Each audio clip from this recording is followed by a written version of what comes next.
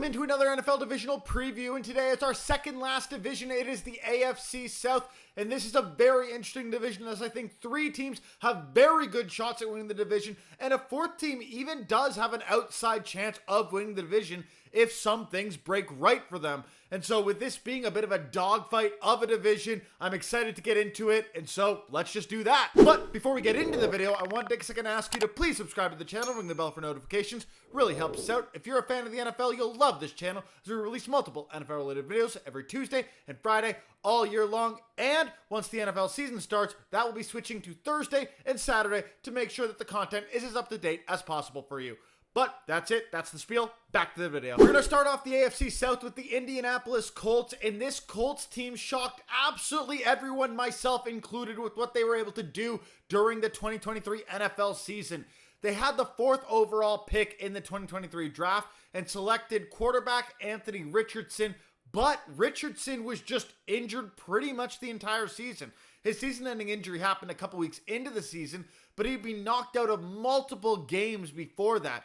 His amount of play in the NFL is still very limited, and he's effectively coming in as a second-year rookie for this Indianapolis Colts team. But even with Richardson going down, this Colts team finished 9-8 and were one game at the end of the season against the Houston Texans away from winning the division and making the playoffs. The Colts offense also excelled last year, finishing 4th in total points for in the AFC, behind only the Ravens, the Bills, and the Dolphins.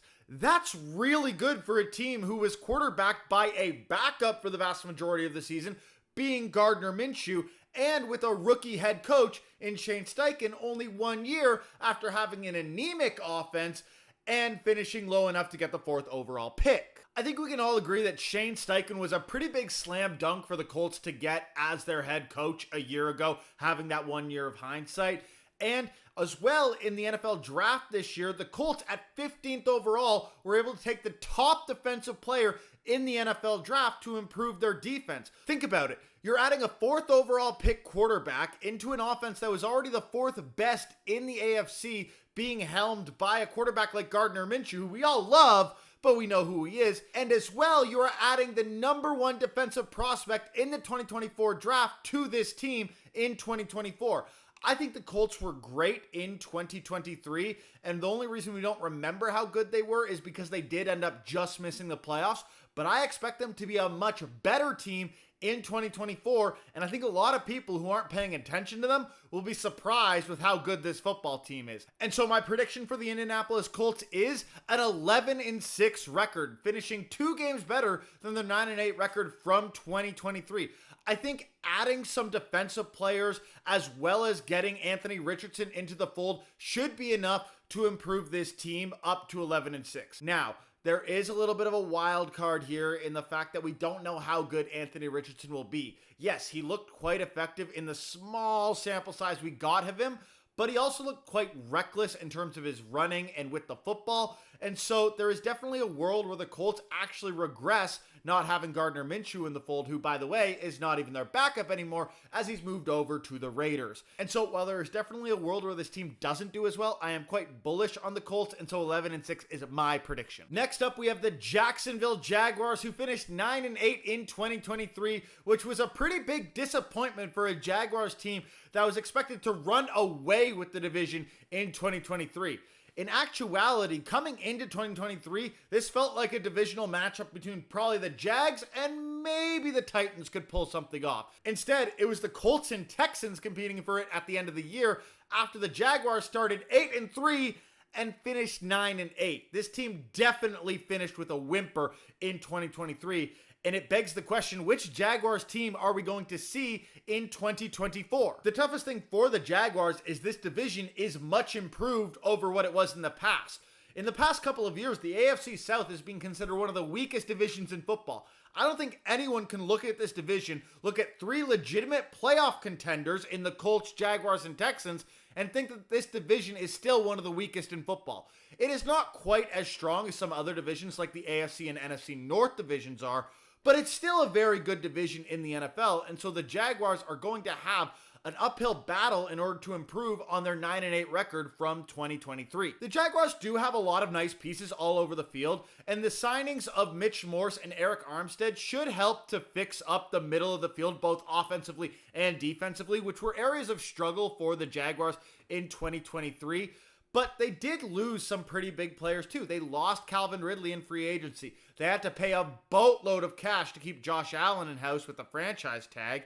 And we still don't know who Trevor Lawrence is. Yeah, they're paying him like one of the best quarterbacks in the NFL, but we haven't totally seen that out of Trevor Lawrence, with the exception of the second half of 2023, where he did start to actually look like the elite quarterback we all expected him to be coming out of Clemson first overall. And what I'll say is, if Trevor Lawrence does come out and be one of the best quarterbacks in the league, which I do believe he still has the potential to be, then I do think the Jaguars have the best team around him in this division. The Colts and Texans, we've talked about, they have very good teams, but I think they have a lot more weaknesses around their roster outside of the quarterback position. The Texans are just heavily carried by a quarterback like CJ Stroud, and the Colts have a good team around, but it's just not as good as the Jaguars. And so my prediction for the Jags is they will finish with a 9-8 record again, because I don't know if Trevor Lawrence is going to take that next step forward like we all keep expecting him to. He has the receivers to be effective. They gave him Calvin Ridley to throw to. That really didn't work out too well.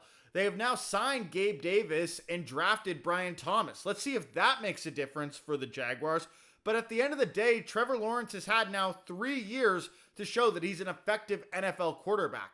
Almost every quarterback in NFL history through 3 years has really shown what type of player they are. There are a couple of exceptions, like maybe Alex Smith out there, but for the most part, we know who they are through 3 years, and you don't have that many breakouts. And so I just don't see a world where the Jaguars can improve on their record while this division continues to improve around them, which is why I have them maintaining a 9-8 record in 2024. Our third AFC South team is the Houston Texans, and as a quick side note, it was when I was making these graphics that I started to realize how similar the Texans and the Bills actually are in terms of like logo and motif. They're both blue primary with a red secondary. They're a bison and a bull, two very similar animals, though not quite the same, I will fully acknowledge, for those of you who are bovine experts.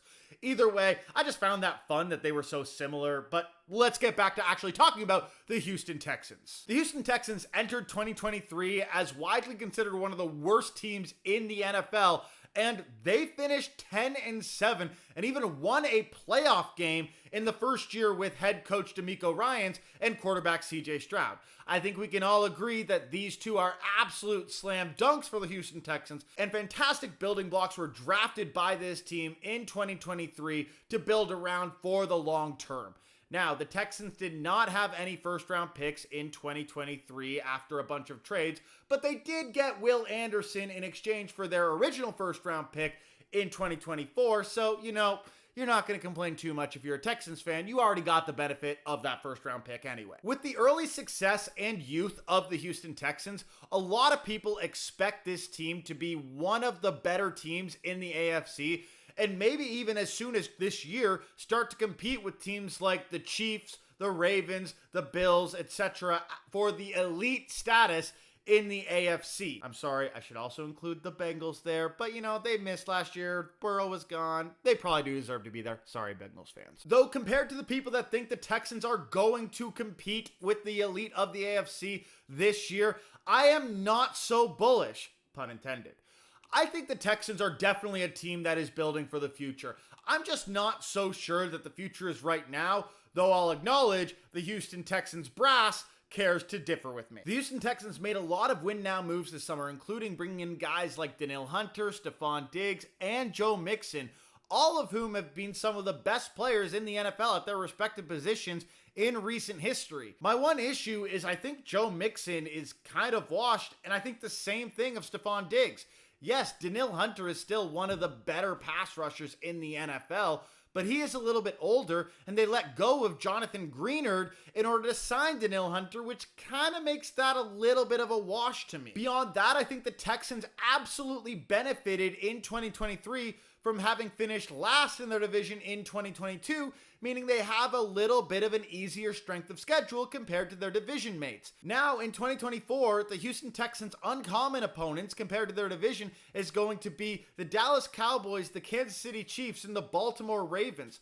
Those are three incredibly difficult matchups compared to who the other teams in the division are going to need to face. And so I'm not totally sold that the Houston Texans are going to take that massive leap forward and easily walk over this division in 2024.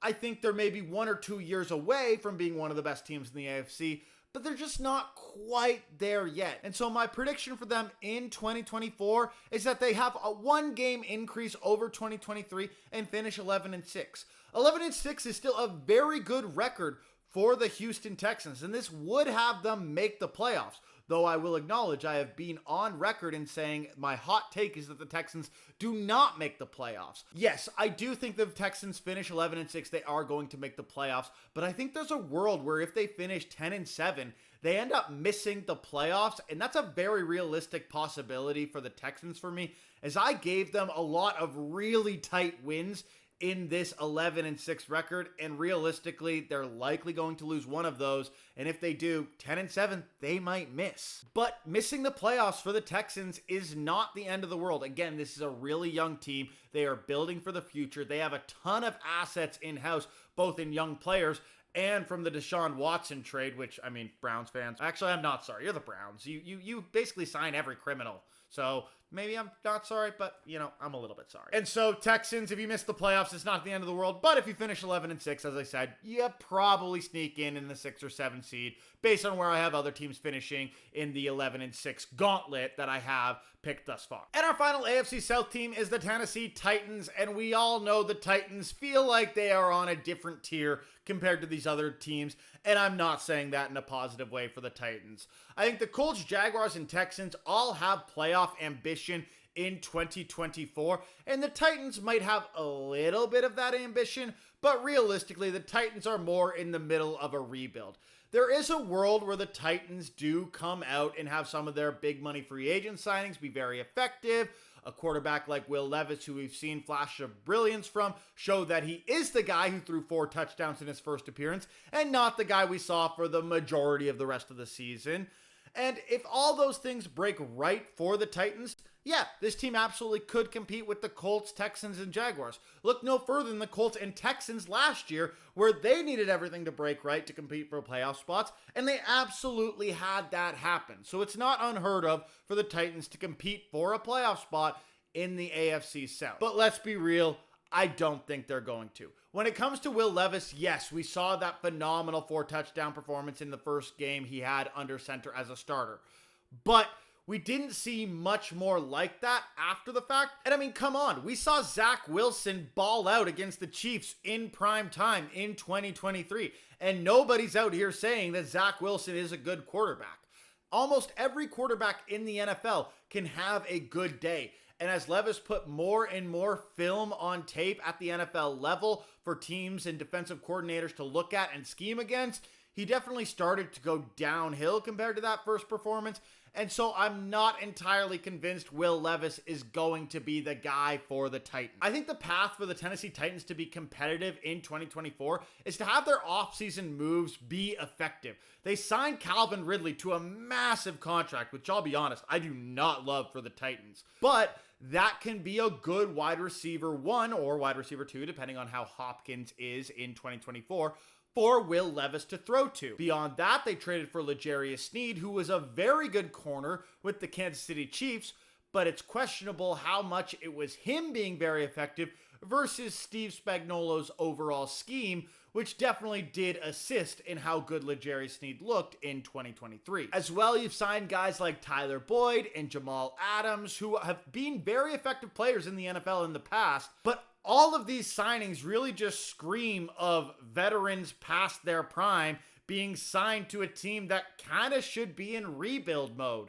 Maybe the idea for the Titans is they are in rebuild mode, and these are veterans that can help teach their younger guys and be stopgap guys and make sure that Will Levis is in games and has guys to throw to, etc., etc., etc. But it more so seems like the Titans think they can compete in 2024, and I just don't think that these guys are the guys to help this team compete in 2024. Don't get me wrong. I think the Titans do have some good young players, especially on the offensive line. As a Lions fan, I think building through the offensive line is one of the best ways that you can build a football team, but I don't think the Titans are close to competing today. And so my record prediction for them is 3-14. Yeah, this is a pretty low record, but I just don't know how this team improves compared to 2023. In 2023, they at very least still had Derrick Henry, who's now off with the Baltimore Ravens. At least then the Titans had an identity. And I also think that Mike Vrabel was a very good head coach, and I wasn't totally with the Tennessee Titans moving on from him in the offseason. Yes, we don't know how Brian Callahan is going to do. Yes, he could be phenomenal at his job, but I'm not totally convinced he will be in year one. And if Will Levis isn't the answer, and these veterans are over the hill like I think they are, and they moved on from guys like Derrick Henry, I just don't know how this team improves on a 6-11 record. And given I think they have a tougher schedule in 2024 than I think they did in 2023, I have them dropping all the way to a 3-14 record. It's not the worst record in the NFL, but it's very close, and it will be high enough for them to take a top-tier quarterback if they feel the need to in the 2025 NFL Draft if Will Levis doesn't work out. And so here's our final standings for the AFC South. I have the Colts and Texans tying for the division lead at 11-6, and given they go 1-1 against each other, it ends up going to the Colts given they had a slightly better in-divisional record than I had the Houston Texans having.